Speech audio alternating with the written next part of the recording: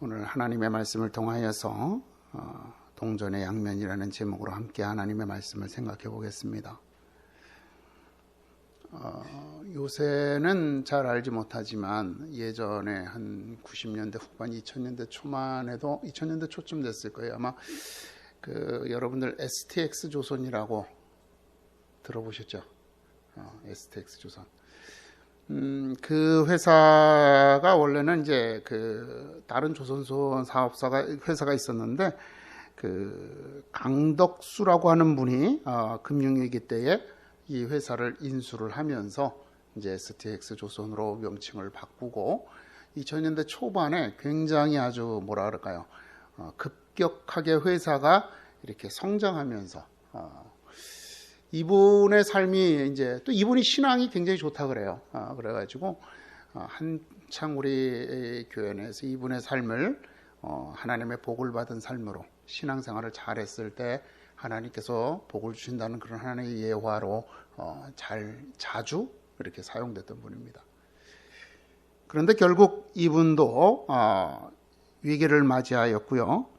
결국 그래서 이분도 이 회사가 무너지고 나중에 가서는 뭐 공금을 횡령했느니 아니면 혹은 개인의 이 회사의 공금을 자기 개인 회사에다가 지원했느니 이렇게 해가지고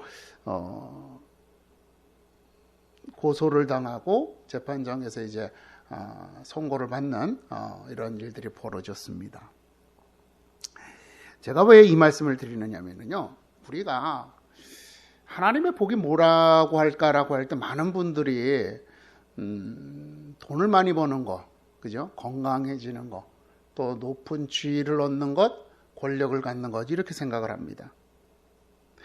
하나님께서 우리 백성들에게 그분의 백성들에게 베푸시는 복에 관하여서 우리는 예전부터 그렇게 생각해 왔던 거예요. 이 세상에서 우리가 안락하게 살 수 있는 것, 이것이 하나님의 복이다라고 그렇게 성도들은 생각을 하고 있었다라고 하는 것입니다. 그래서 한때 한국교회가 성장에 열광하였죠. 그죠? 교회가 하나님께서 함께 하시면 성도들의 삶도 부유해지고 교회도 성장하고 이렇게 이제 사람들이 그 생각을 했단 말입니다. 예수를 믿음으로써 더 많은 부와 명예와 권력과 재능을 부여받는 것을 복으로 여겼습니다. 하나님의 교회는 그분의 능력으로 인하여서 지속적으로 성장해야 한다는, 그래서 많은 사람들이 모이고 웅장한 교회 건물을 소유하게 되고 수많은 사람들의 성공 이야기가 그러한 간증이 넘쳐나는 곳이다라고 그렇게 생각했습니다. 그리고 그러한 대표적인 예로 우리가 보통 미국이라는 나라를 많이 들었죠. 그죠? 미국은 어떻게 세워졌어요? 청교도들이 이주하면서 거기에서 이제 국가를 세운 거잖아요. 그래서 이 미국 사람들은 어디 마을이 조성이 되면 제일 먼저 교회를 짓고 그 교회를 중심으로 해서 거기에서 모여서 생활했다. 그래서 이 미국이라는 나라가 세상에서 가장 제일 가는 부자 나라가 되었다. 그들은 기독교 정신에 기초한 나라이기에 이렇게 부자 나라가 되었다라고 얘기를 했습니다. 근데 여러분, 이 부가 정말 우리 하나님께서 우리들에게 주시는 복인가라고 하는 것에 대해서 우리가 한번 생각을 해보자라고 하는 겁니다. 사람들이 하나님께로부터 은혜를 받아서 잘 살게 되었을 때 과연 그들의 신앙이 성숙했는가? 그죠? 우리가 돈을 많이 벌게 되었을 때, 우리가 정말 부유하게 되었을 때, 사람들보다 높은 지위에 오르게 되고 사람들을 다 이렇게 내 마음대로 부릴 수 있을 만큼 그러한 권력과 명예와 능력을 갖추었을 때 그 사람들이 정말로 하나님 앞에 더 신앙적으로 성숙한 사람이 될 수 있었는가? 사실 여러분, 그런 경우들은 많지 않아요. 부를 받으니까 하나님이 그들이 원하는 부를 주시고 명예를 주시고 권력을 주시니까 그것 때문에 그들이 타락했고 그것 때문에 그들이 불의를 행하는 경우들이 더 많더라는 겁니다. 여러분, 지금 미국을 보세요. 어떻게 보면 가장 지금 성적으로나 모든 면에서 타락한 나라 중에 하나가 미국이라고 할 수 있잖아요. 그죠? 그런 나라가 돼버렸어요. 동성애를 합법화하고 미국의 어느 교단에서는 이슬람 지도자를 불러서 교단 총회 때 그 사람이 이게 뭐 이렇게 종교 다원하죠. 그래서 그분이 대표 기도를 할 수 있도록 이렇게 할 정도로 그런 일들이 있었다는 겁니다. 또 뉴욕이 우리 황희 선생님도 거기서 일했지만 거기 금융회사들이 얼마나 많아요. 그 금융회사에서 일하시는 분들의 목적은 뭐예요? 얼마나 더 많은 돈을 벌 수 있느냐는 거죠. 그죠? 각 나라와 기업에 투자하고 투기함으로써 돈을 버는데 혈안이 되어 있습니다. 겉으로는 기독교 정신을 얘기하지만 속으로는 기독교로부터 떠나고 타락의 천병에 서 있는 그런 나라로 취급당하기도 한단 말입니다. 이런 모습을 보면서 부라고 하는 것은 결코 그 자체로서 복이라고 말할 수도 없고 또 저주라고 말할 수도 없다라고 하는 겁니다. 이러한 풍요로움은 우리 하나님께서 우리를 위하여 사용하시는 하나의 수단이요 방법에 불과하다는 겁니다.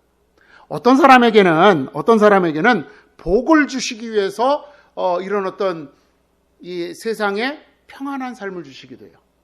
그런데 어떤 사람에게는 징계하시기 위해서 세상에 평안한 삶을 주시기도 한다는 겁니다. 여러분, 우리가 이걸 잘 기억해야 돼요. 왜냐?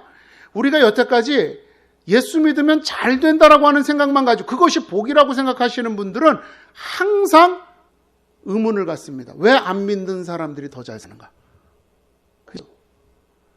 왜 더 지독하고 왜 더 거짓말을 잘하고 왜 더 불법을 많이 행하는 사람들이 이 세상에서 성공하는가에 대한 질문들을 가지고 있잖아요. 의문들을 가지고 있잖아요.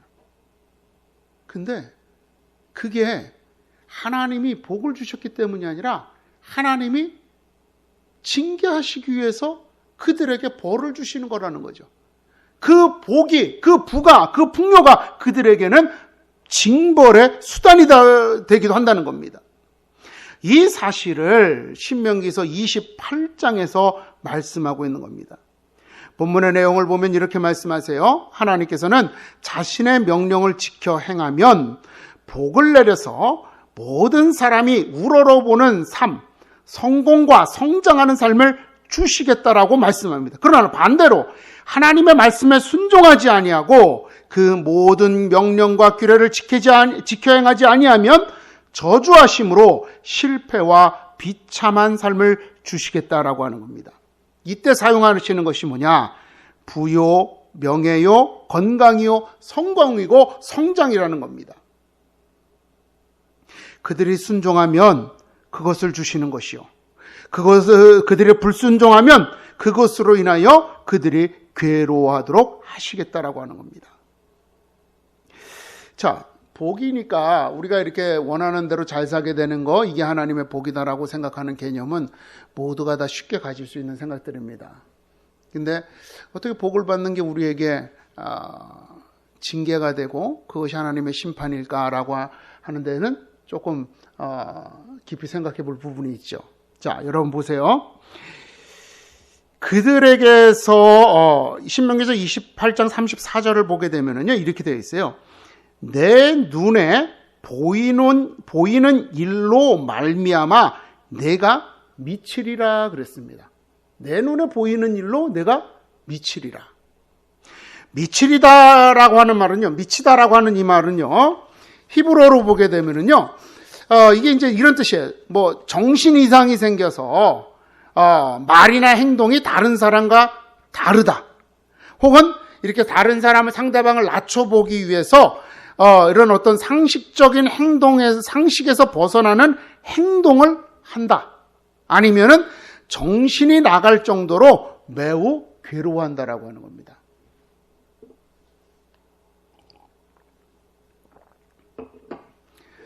요새 코로나 때문에 걱정이 많아요. 그죠? 어제 뉴스를 보니까 피아노 학원들은 예능계 쪽은 더 심각한가 보더라고요. 왜냐하면 그건 대면 수업을 할 수밖에 없는데 올 1년 내내 거의 한 10개월 정도를 이렇게 거의 문을 닫다시피 했다. 그래서 이제 청와대 앞에 가서 이 학원 원장 선생님들이 데모하면서 막 이렇게 이제 피아노를 치고 이렇게 따르긴 하던데, 여러분들도 아마 이 코로나 때문에 걱정들이 많을 거예요. 그죠? 일이 떨어지면 어떻게 하나? 그죠?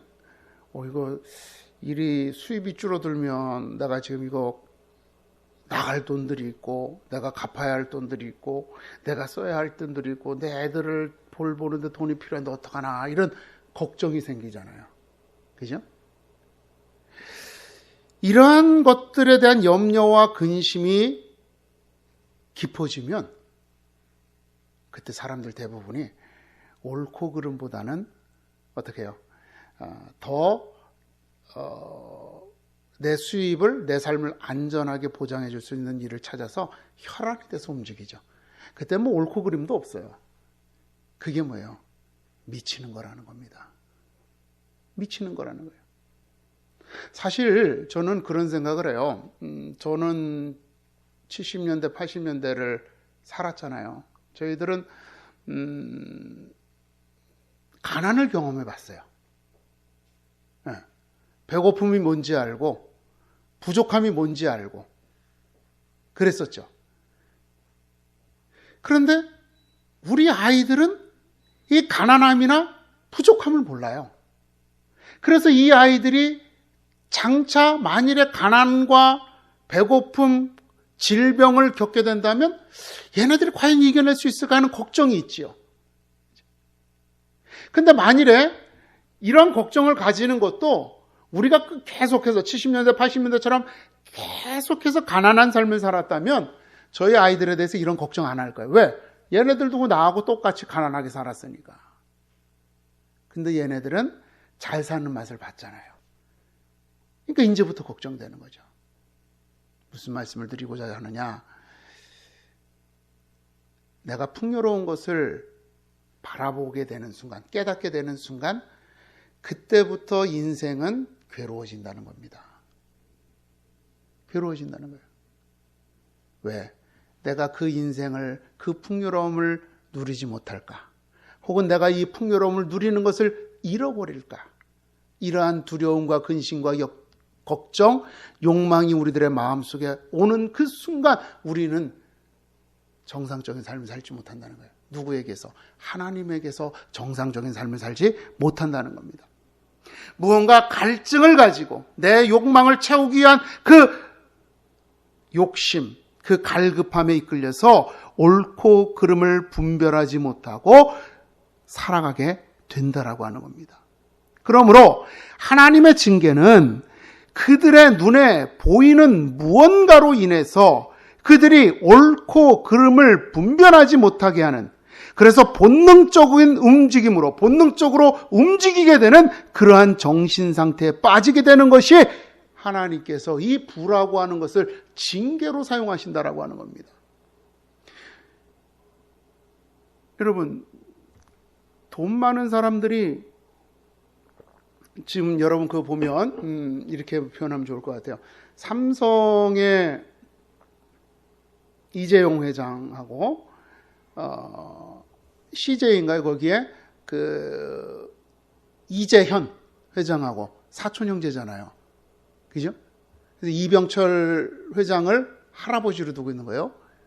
근데 이병철 회장 그 추도식 때 이재현 회장이 참석을 안 했었어요. 그때 그 쪽 가족들이. 왜?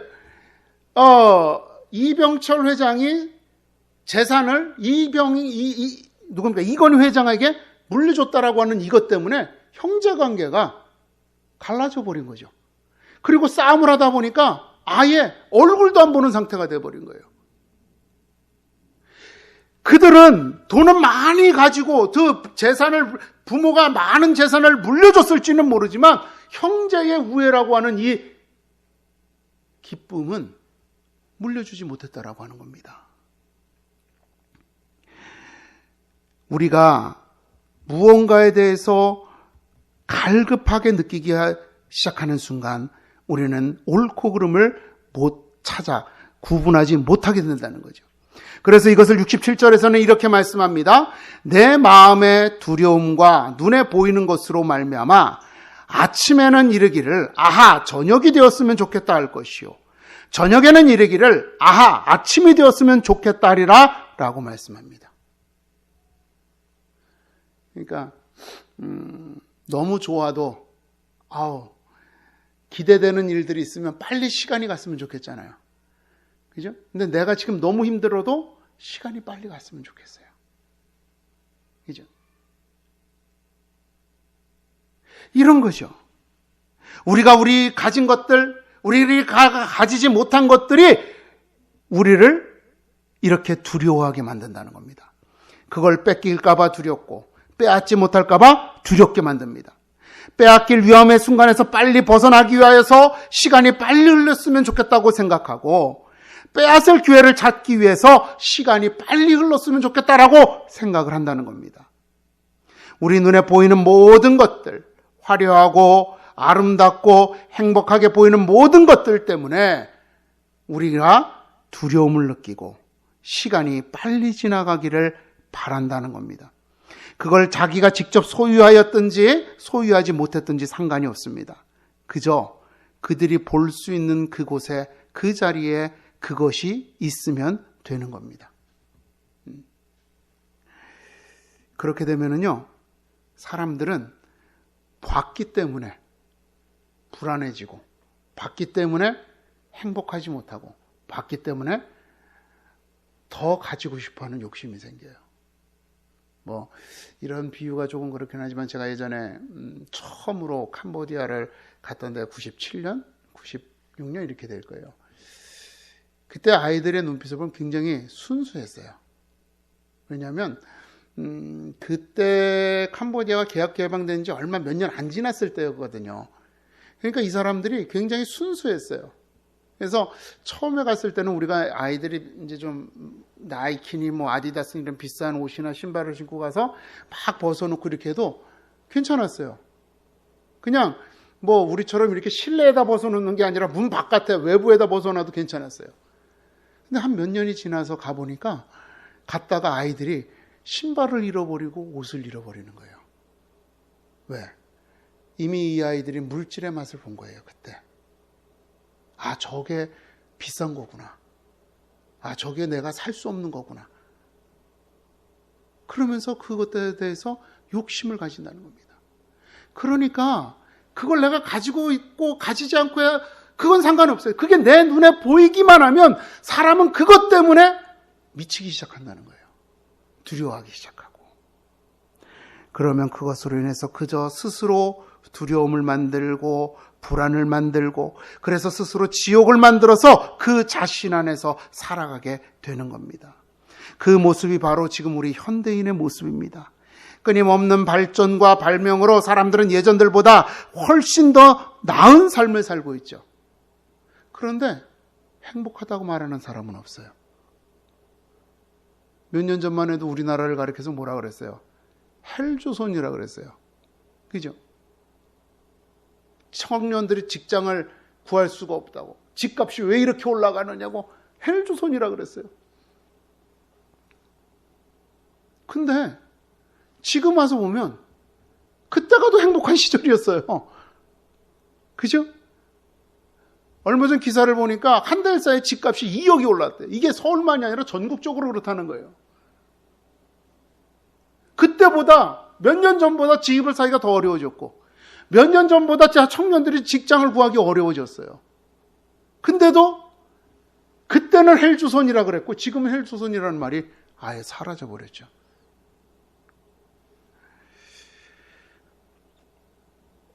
만족하지 못하기 때문에 더 풍요로운 삶을 살면서도 그들은 행복하다라고 느끼질 못한다는 겁니다.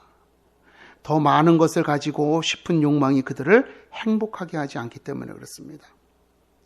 2015년인가에 아주 세계적으로 이슈가 됐던 일이 있습니다. 어느 미국의 회사의 사장이 자기가 이제 연봉을 몇십만 불인가 이렇게 받고 직원들은 이렇게 좀 적게 받으니까 이 사람이 자기의 연봉을 깎아서 전 사원들이 7만 불씩 연봉을 받을 수 있게 하겠다 그랬어요.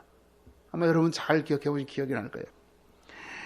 그래가지고 어떤 하나의 어떤 그런 굉장히 이렇게 사회적인 이슈가 됐는데 그 1년이 지난 후에 그 사람들이 어떻게 되었는가라고 하는 것을 보도하게 되었는데요. KBS에서 취재하고 보도했는데 처음에 7만 불의 연봉을 받았을 때 직원들의 행복 점수는 7만 불을 받기 전에서 그러니까 7만 불을 받기 전에는 내가 이 정도면 되면 행복하겠다라고 하는 그 기준을 10점으로 해놨으면 7만 불을 받았을 때는 그 행복 점수가 9점까지 거의 이제 나는 이제 행복해. 내가 7만 불이야. 내 연봉이 7만 불이나 돼 이러면서 내가 행복하다고 만족하는 수치에 거의 근접했더라는 겁니다. 그러면 이 7만 불을 받았으니까 매달 1년 동안 그 7만 불을 받았으니까 그 다음에도 그 행복 지수가 유지되느냐? 아니더라는 거죠. 8점으로 떨어졌다는 거예요. 왜? 이미 7만 불이 자기에게는 평범한 것이 됐잖아요. 나만 누리는 게 아니라 내 동료들이 다 누리는 게 돼버렸잖아요. 그러니까 내가 남들보다 조금이라도 더 나아야 되는데, 오늘보다는 내일이 조금 더 나아야 되는데, 어제보다 오늘이 조금 더 나아야 행복하다고 느낄 수 있는데 행복을 못 느끼게 되는 거예요. 이처럼 여러분, 사람은 욕망으로 인해서 만족하지 못합니다. 그리고 그것을 잃을까 봐 늘 불안해하고 두려워합니다. 결국 사람은 눈에 보이는 것으로 인하여서 스스로 지옥에 빠지는 삶을 살게 되는 것입니다. 그래서 부가 우리의 복이 될 수도 있고 우리의 징계가 심판이 될 수도 있다는 겁니다. 이 부를 우리가 정말 복으로 만드는 것은 무엇이냐? 오늘 이사야서 55장 2절 보니까 이렇게 말씀하세요. 너희는 귀를 기울이고 내게로 나와 들으라. 그리하면 너희 영혼이 살리라. 들으라는 말이 뭐예요? 순종하라는 말이잖아요. 그죠? 그냥 단순하게 듣고 잊어버리는 게 아니라 그것을 듣고 실천에 따라서 살라는 거예요. 그러면 내 영혼이 살리라라고 하는 것입니다. 우리 욕망의 소리에 귀를 기울이게 되면요, 우리가 아무리 많은 것을 가져도 우리는 행복할 수가 없습니다. 우리는 그럴수록 우리의 욕망의 소리를 귀 기울일수록 우리는 더 불안해지고 불행해지고 더 풍요로울 수는 있을지 모르겠지만 이 마음 속에 그 풍성함은 못 느낄 것 같아요. 못 느끼게 되는 거죠. 그런데 우리가 하나님의 말씀에 귀를 기울이게 될 때 우리는 우리가 가진 소유로 인해서 우리의 욕심으로서 느껴지는 행복이 아니라 하나님께서 주시는 행복을 누리게 되는 겁니다. 많이 가지지 않아도, 더 가지지 않아도, 더 섬김을 받지 않고, 더 존중을 받지 않고, 더 존경을 받지 않아도 우리는 행복할 수 있어요. 왜? 하나님 안에 내가 머물러 있으니까요. 그래서 예수님께서 우리들에게 하시는 말씀이 수고하고 무거운 짐진 자들아 다 내게로 오라. 내가 너희를 쉬게 하리라. 인생에 우리가 짊어지고 살아가던 욕심들, 기대들, 걱정들 다 주님에게 내려놓으라는 거예요. 주님에게만 다 맡기면, 그러니까 이걸 내려놓는다라고 하는 것이 이 문제를 해결해 주실 것이다라는 기대를 갖고 내려놓으면 안 돼요. 그죠? 이거는 기복신앙이 되는 거예요. 이 모든 것이 내 삶의 기준이 되지 않습니다. 주님이 내 삶의 기준이 됩니다라고 내려놓는 거예요. 그러면 주님께서 우리의 마음속에 평안함을 주시겠다라고 하는 겁니다. 우리의 삶의 문제가 해결이 돼서 내가 편안하게 살아가는 것이 아니라 내 삶의 문제는 변함이 없을지라도 내 자신을 바꾸셔서 내 삶의 기준과 만족을 바꾸셔서 내가 평안하게 살아가게 하시겠다라고 하는 거죠.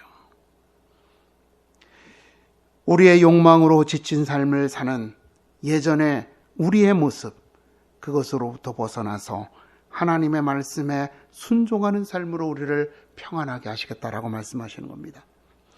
여러분, 이 세상의 부와 명예, 권력, 이 세상의 모든 것은 동전의 양면과 같습니다. 이것을 우리가 하나님 안에서 어떻게 하느냐에 따라서 이것이 복이 될 수도 있고 이것이 우리에게 심판이 될 수도 있습니다. 만일 우리가 이 땅의 부와 명예와 권력과 성공을 바라보고 살아간다면 그것은 우리에게 주시는 하나님의 심판이 될 것입니다. 그러나 하나님의 말씀에 청종하며 그분을 따라 살아간다면 그 부와 명예는 사람들이 보는 것처럼 그렇게 많이 가지지는 못했을지라도 그것은 우리들에게 충분히 행복하게 할 수 있는 주님의 복이 되는 줄로 믿습니다. 우리 이 주님께서 베푸시는 것들에 만족함으로써 천국을 살아갈 수 있는 그러한 저와 여러분이 되기를 주님의 이름으로 축원을 드립니다. 기도하겠습니다.